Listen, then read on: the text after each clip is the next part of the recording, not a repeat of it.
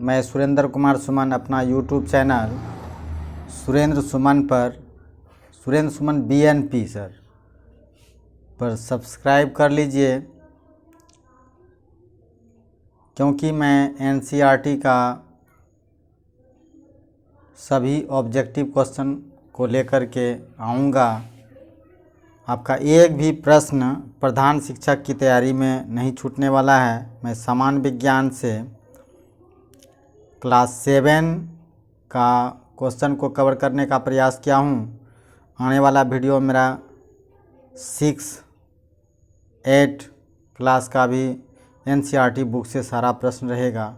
आप देख सकते हैं, आप स्वयं टीचर हैं, आप किताब से पहचान सकते हैं कि यह क्वेश्चन NCERT बुक का ही है।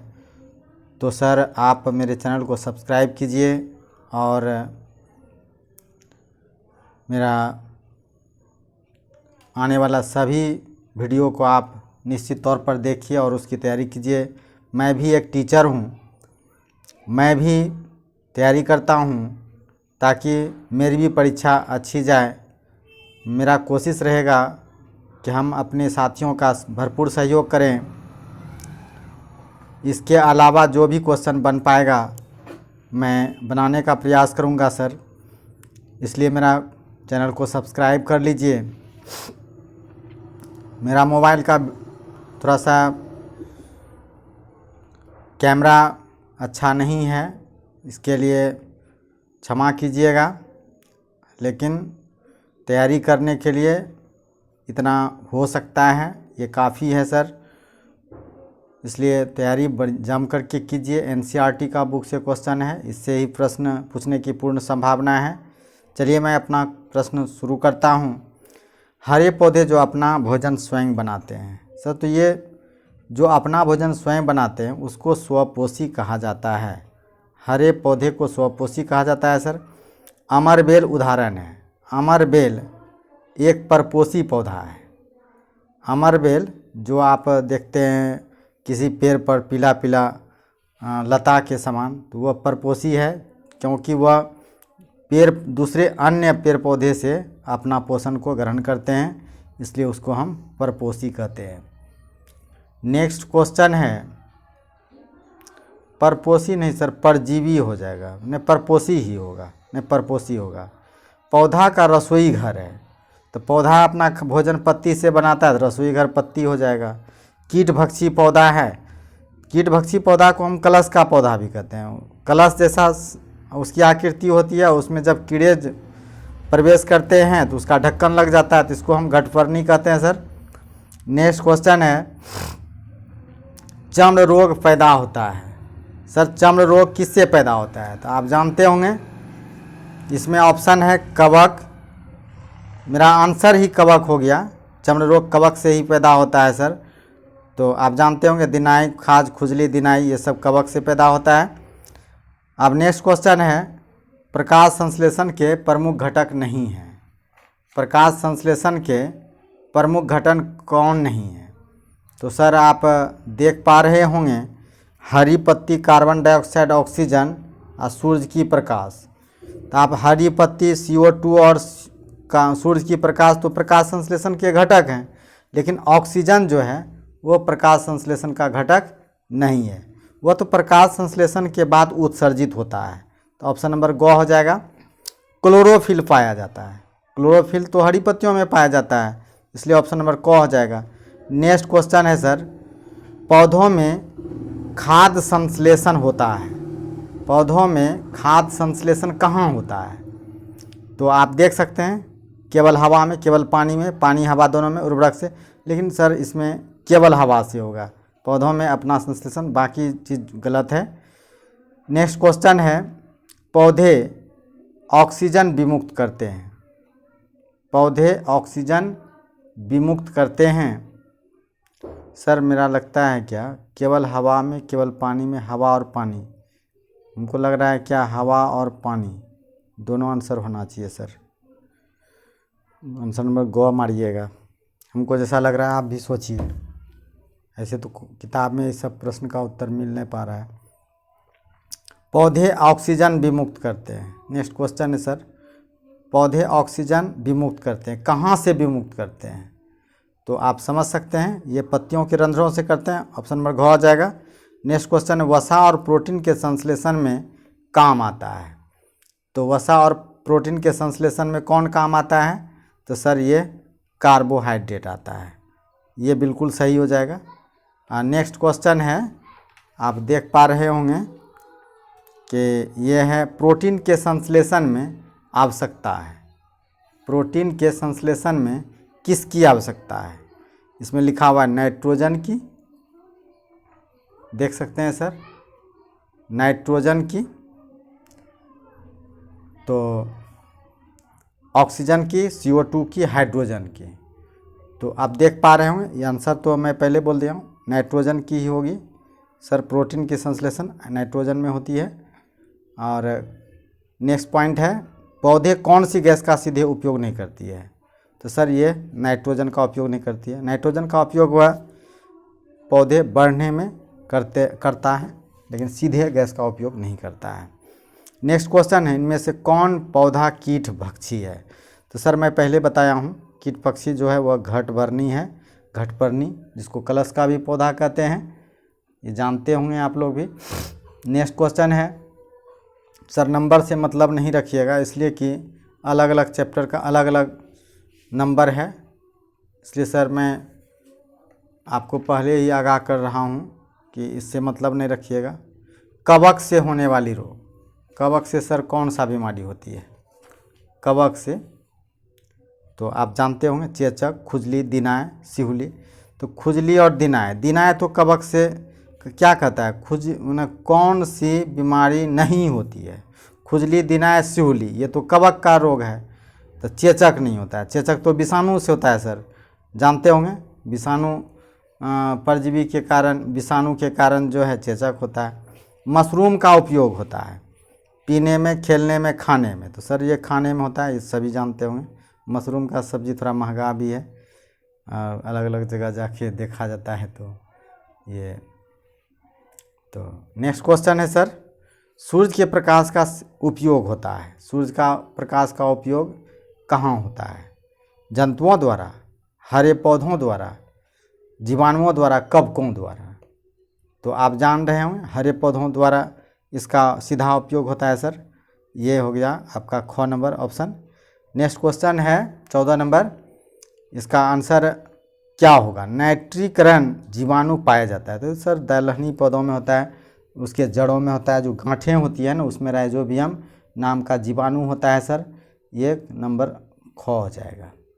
नेक्स्ट क्वेश्चन है 15 नंबर, 15 नंबर नहीं सर, नंबर तो खैर बात ही मत कीजिए। वायुमंडल में प्रचुर मात्रा में पाए जाने वाला गैस, वायुमंडल में प्रचुर मात्रा में कौन सी गैस पाई जाती है? तो सर जानते होंगे सबसे अधिक 71% नाइट्रोजन पाई जाती है। 71 की 78%, 71% सर, 71% जो है नाइट्रोजन पाई जाती है। तो ये आपका ऑप्शन नंबर ख हो जाएगा। नेक्स्ट क्वेश्चन है सर, वाष्प जब ठंडा होती है तो बदल जाता है।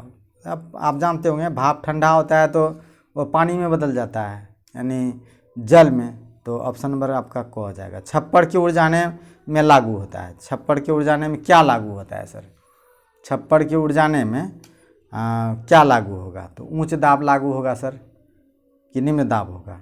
छप्पड़ के उड़ जाने में उच्च दाब तो नहीं होगा सर, मुझे भी लग रहा है कि ये गलत हो जाएगा। ये आपका निम्न दाब, निम्न दाब जो है तेज़ आंधी लाती है इसलिए छप्पड़ उड़ जाता है, तो ये निम्न दाब होगा। वायु दाब में भिन्नता होती है। तो वायु दाब में भिन्नता होती है सर, किस कारण से होती है?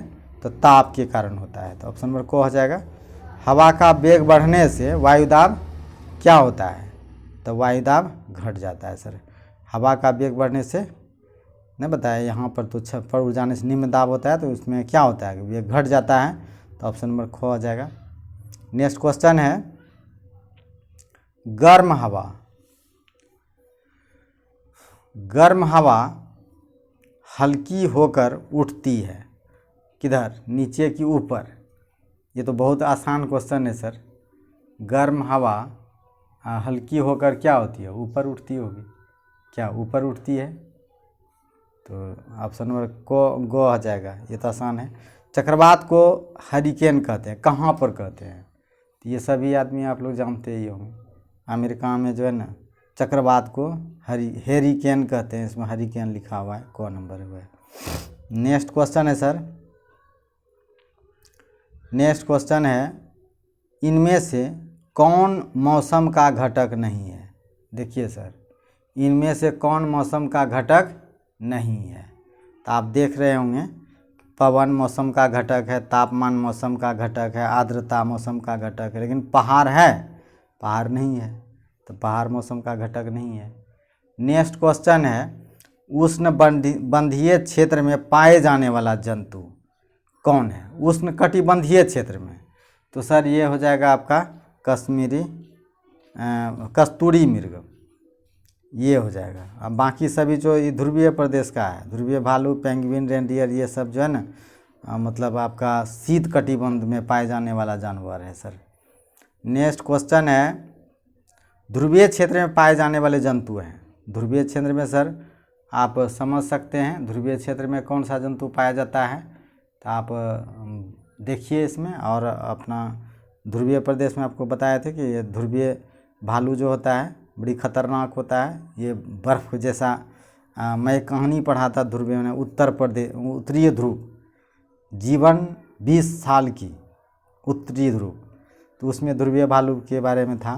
तो मुझे याद है कि ध्रुवीय क्षेत्र में पाए जाने वाले जंतु ध्रुवीय भालू होता है, बाकी नहीं होता है सर।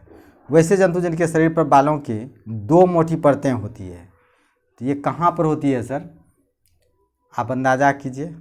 तो ये जहाँ पर अधिक ठंडी पड़ेगी वहीं पर होगा, तो ध्रुवीय क्षेत्र में अधिक ठंडी पड़ेगा, तो ऑप्शन नंबर सी हो जाएगा। नेक्स्ट क्वेश्चन है सर, उष्णकटिबंधीय क्षेत्र की जलवायु कैसी होती है? उष्णकटिबंधीय क्षेत्र की जलवायु होती है किस प्रकार की होती है सर?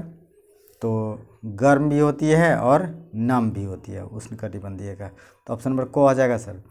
नेक्स्ट क्वेश्चन है, जीवों में पाई जाने वाली विशेषताएं जो उनके प्राकृतिक आवास में रहने लायक बनाते हैं कहलाते हैं। तो सर ये तो आपका अनुकूलन होगा, ये तो क्लियर बात है। प्राकृतिक आवास जो रहने लायक, जो लंबे समय तक जीवों को मतलब जीवित रहने के लिए अनुकूल होते हैं, तो ये अनुकूलन हो गया। विषम परिस्थिति में जीव भी अपने जीवन को जीने के लिए संघर्ष करता है और जिंदा रहता है लंबे समय तक, इसको हम अनुकूलन कहते हैं। नेक्स्ट क्वेश्चन है, पेंगुइन अनुकूलित है सर? ध्रुवीय प्रदेश में होगा, ये तो आप लोग भी जानते होंगे। बहुत आसान क्वेश्चन है, इसके लिए कोई दिक्कत नहीं है। अधिकतम न्यूनतम तापमापी की बनावट होती है सर? आप देख सकते हैं अधिकतम न्यूनतम तापमापी का प्रयोगशाला थर्मामीटर की तरह होता है, ऑप्शन नंबर खो हो जाएगा।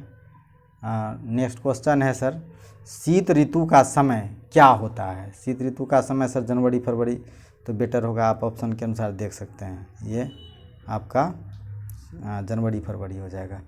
शीत मानसून कहा जाता है, तो शीत मानसून सर किसको कहिएगा? शीत मानसून तो आपका शीत मानसून हो जाएगा आपका क्या हो जाएगा, किस शीत मानसून कहा जाता है? तो इसमें देख लीजिए सर, उत्तर पूर्वी मानसून, उत्तर पश्चिमी मानसून, दक्षिणी मानसून, उत्तर पूर्वी मानसून का सर, उत्तर पूर्वी मानसून को शीत मानसून कहा जाता है। आप समझ सकते हैं, आप ग्लोब पर आप इसको देख लीजिएगा। नेक्स्ट क्वेश्चन है सर, कौन ध्रुवीय क्षेत्र का देश नहीं है? ध्रुवीय क्षेत्र का देश देखिए, कनाडा है, स्वीडन है, नॉर्वे है, बहुत अधिक ठंड पड़ती है वहाँ, लेकिन भारत तो नहीं है। भारत नहीं है सर, भारत में तो कर्क रेखा जानते हैं कि लगभग आधे रेखा से पार करती है यहाँ। नेक्स्ट क्वेश्चन है सर, कौन उष्ण कटिबंधीय क्षेत्र का देश नहीं है? कौन उष्ण कटिबंधीय क्षेत्र का देश नहीं है? तो सर ये उष्ण कटिबंधीय देखिए, केन्या, युगांडा, भारत, ये सब जो है ना उष्ण कटिबंधीय क्षेत्र का देश है, जबकि रूस नहीं है। रूस तो शीत कटिबंध का देश है सर, समझ सकते हैं। ध्रुवीय क्षेत्र की जलवायु कैसी होती है? ध्रुवीय क्षेत्र की जलवायु सर कैसी होती है? ध्रुवीय क्षेत्र की जलवायु अधिक शीत होती है ना वहाँ, तो इसमें ऑप्शन में क्या है, कम गर्म, अधिक गर्म, गर्म, सर्द, ये क नंबर ही आंसर होगा। नेक्स्ट क्वेश्चन है, ध्रुवीय क्षेत्र का न्यूनतम ताप होता है, ध्रुवीय क्षेत्र का तापमान क्या होगा? सर इतना तो याद करना होगा, -37 डिग्री टेम्परेचर होता है इसका सेल्सियस में, यानी। और नेक्स्ट क्वेश्चन है, कौन प्रवासी पक्षी है? कौवा, मैना, मोर, साइबेरियन तोता, क्रेन, साइबेरियन क्रेन। तो सर ऑप्शन नंबर ख ही होगा आपका, घ ही होगा, साइबेरियन क्रेन। नेक्स्ट क्वेश्चन है 14 नंबर, 14 कहते हैं कि नंबर तो इसमें है ही नहीं सर, किताब में इसका नंबर 14 है, इसलिए मेरे मुंह से आ गया है। भारतीय जंगलों का सबसे सफल जंतु, भारतीय जंगलों का सबसे सफल जंतु कौन सा है? तो सर आप अनुमान लगाइए कौन सा होगा। भारतीय जंगलों का सबसे सफल जंतु कौन सा है? तो ये सर हनुमान लंगूर है। नेक्स्ट क्वेश्चन है, अफ्रीकन हाथी के कान होते हैं, अफ्रीकन हाथी के कान कैसे होते हैं? तो सर ये बड़े होते हैं, तो ऑप्शन नंबर क आ जाएगा। नेक्स्ट क्वेश्चन है सर, अपशिष्ट जल है क्या पीने योग्य है? बताइए, अपशिष्ट जो गंदा जल होता है, स्नान योग्य है, दूषित जल है, भोजन। तो इसमें देखिए बहुत आसान है कि नहीं, दूषित जल है, ये दूषित जल है। तो नेक्स्ट क्वेश्चन है, विश्व जल दिवस, तो आपको पहले बताएं हम 22 मार्च को होता है। नेक्स्ट क्वेश्चन है, दूषित जल से होने वाली रोग कौन सा होगा? पेचिश, पीलिया, खुजली, कैंसर। क्या खुजली, कैंसर, पेचिश, ये सब दूषित जल पीने से होता है? क्या सर बताइए, दूषित जल से कौन सा रोग होता है? यहाँ सवाल ये उठता है कि दूषित जल से अच्छा कौन सी बीमारी नहीं होती है? तो देखिए सर, दूषित जल से पेचिश होता है, पीलिया होता है, खुजली होता है, लेकिन कैंसर तो नहीं होता है, कैंसर तो विषाणु जनित रोग है। नेक्स्ट क्वेश्चन है, पीलिया रोग का क्या कारण है? पीलिया रोग, दूषित जल का व्यवहार, पीलिया रोग का कारण क्या हो सकता है? पीलिया रोग का कारण है क्या होगा? दूषित जल का व्यवहार, गंदे कपड़े पहनना, गरिष्ठ भोजन कपड़ा पहनना, इनमें से कोई नहीं। तो सर आप भी अंदाज लगा सकते हैं पीलिया रोग का कारण क्या होगा? दूषित जल का व्यवहार, ये हो जाएगा। चापाकल या कुएं के पास जल जमाव से पेयजल हो जाता है, क्या होता है? दूषित होता है। ये तो आसान बात है, ये सब क्वेश्चन पूछने लायक नहीं है। देखिए इधर अब दिखाई ही नहीं पड़ रहा है। दुर्गंध युक्त अपशिष्ट का उत्पत्ति स्थल, देखिए सर, दुर्गंध युक्त अपशिष्ट उत्पत्ति स्थल क्या है? शौचालय, रसोई, औद्योगिक संस्थान में से कोई नहीं। छोड़ने सर फिर दिक्कत हो जाता है, तो ये शौचालय हो जाएगा, आसान बात है। अपशिष्ट जल में शामिल होता है, क्या शामिल होता है? समुद्र जल, कुएं जल, हैंडपंप, वर्षा का जल। कौन सा जल होगा सर बताइए? तो वर्षा का जल होगा। विश्व जल दिवस कब मनाया जाता है? तो 22 मार्च को मनाया जाता है। नेक्स्ट क्वेश्चन है सर, हैजा और टाइफाइड रोग उत्पन्न होता है, कैसे होता है? टाइफाइड सर जीवाणु से होता है, ये तो क्लियर बात है, हमको याद है टाइफाइड जीवाणु से होता है। बहुत आसान क्वेश्चन है, तो ये ऑप्शन नंबर ख आ जाएगा। पेचिश का कारण क्या है? पेचिश का कारण सर क्या होगा? पेचिश का कारण सूक्ष्म जीव ही है। इनमें से कौन दूषित जल से होने वाली बीमारी नहीं है? तो देखिए सर, इसमें कौन सा होगा? हैजा, पीलिया, मस्तिष्क ज्वर, ये सब दूषित जल से। एड्स नहीं है, एड्स तो जानते ही होंगे, गलत संबंध से होता है। नेक्स्ट क्वेश्चन है सर, दुनिया की आबादी के कितने % लोग खुले में शौच के लिए जाते हैं? तो ये बहुत इम्पोर्टेंट्स लग रहा है, क्योंकि कई बार जो है WHO ने भी यह रिपोर्ट जारी किया था, यानी ये हो जाएगा सर 18%, दुनिया का 18% लोग जो है खुले में शौच के लिए जाते हैं। मोबाइल शौचालय है, बताइए, बहुत ही इम्पोर्टेंट क्वेश्चन है। गाड़ी में चलंत शौचालय, ये मोबाइल शौचालय कहलाता है। शौचालय की टंकियों से पेयजल स्रोत दूर होना चाहिए, लगभग कितना होना चाहिए? तो ये सब क्वेश्चन तो अजीबोगरीब है। 20 से 30 फीट, ये बिल्कुल किताब में हम पढ़े हैं, ये बिल्कुल मैंने जो आंसर था सर वैसे बता दिया आपको। वर्तमान में पटना में संप हाउस है, वर्तमान में पटना में सम्स हाउस है। तो सर केवल गिरिज को हटाने के लिए नंबर गो होगा। सक्रियत आकंप में जल होता है, कितना होता है? यानी स्कीमर का उपयोग तो जान गिरिज हटाने, लेकिन सक्रियत अपांक में जल होता है। तो ये तो आपका 97% हो जाएगा सर। ये मैं किताब से देख करके बोल रहा हूँ सर, किताब में दिया हुआ है। नेक्स्ट क्वेश्चन है सर कि कौन विद्युत अवयव नहीं है? कौन विद्युत अवयव नहीं है? तो आप सर देख सकते हैं कि इसमें जो है ना बल्ब, विद्युत सेल, बैटरी, ये तो विद्युत अवयव है, लेकिन सीडी प्लेयर विद्युत अवयव नहीं है। तो घ नंबर हो जाएगा। विद्युत सेल में क्या होता है सर? विद्युत सेल में क्या होता है? एक धन टर्मिनल होता है, एक ऋण टर्मिनल, ये तो होता है। धन एवं ऋण दोनों होता है, तो ये गो नंबर हो जाएगा। नेक्स्ट क्वेश्चन है, विद्युत सेल के प्रतीक में छोटी एवं मोटी रेखाएं होती है। तो ये सर आप दिमाग लगाइए क्या होगा। तो ये जो हो जाएगा आपका ये क्या कहता है, विद्युत छोटी मोटी रेखा होती है, तो ये ऋण टर्मिनल होती है सर, ये ऋण टर्मिनल होती है। तो ये छोटी मोटी रेखाएं जो होती है ऋण टर्मिनल होती है। नेक्स्ट क्वेश्चन, इनमें से किसमें बैटरी का उपयोग नहीं किया जाता है? तो आप देख सकते हैं सर, इसमें टॉर्च, रेडियो, टीवी, रिमोट, तो आप खुद सिलेक्शन कर लीजिए कि इसमें टीवी में बैटरी का उपयोग नहीं किया जाता है। निम्नांकित में से किसमें सेल का उपयोग किया जाता है? सेल समझते ही होंगे सर, सेल का उपयोग जन खिलौना में नहीं किया जाता है, उसमें बैटरी का किया जाता है, सेल का नहीं। आप जानते होंगे सेलों के समूह को बैटरी कहा जाता है सर। नेक्स्ट क्वेश्चन है, निम्नांकित में किसमें विद्युत धारा के उसमें प्रवाह का उपयोग नहीं होता है? तो सर निश्चित तौर पर ये जान गए होंगे कि ये जो है लघु चुंबक तो होता है, सॉरी, उसमें प्रभाव का उपयोग नहीं होता है। हीटर में होता है, इस्त्री में होता है, विद्युत केतली में होता है, लेकिन विद्युत घंटी में उसमें प्रभाव का उपयोग होगा, वो तो गर्म होता है ना, इसलिए ये नहीं होगा घ नंबर।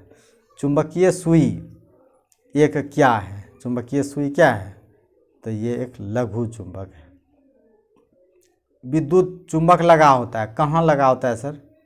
विद्युत चुंबक कहाँ लगा रहता है? घरों में, सिनेमा में, विद्यालय में, सिनेमा घरों में। तो आप अंदाज़ा कीजिए सर, ये विद्युत चुंबक घरों में लगा होता है।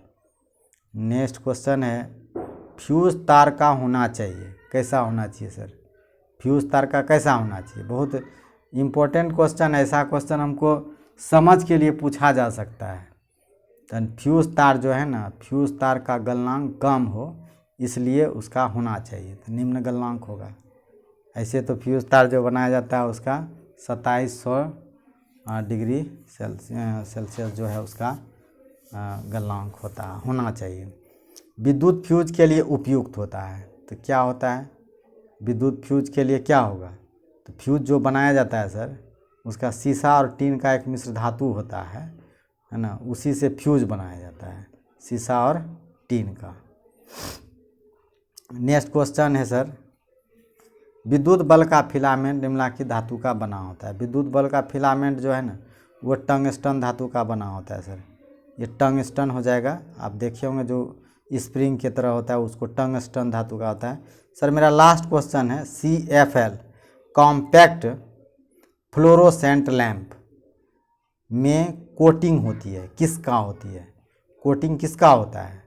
तो सर ये यानी कॉम्पैक्ट फ्लोरोसेंट लैंप में कोटिंग होती है, ये फास्फोरस की होती है।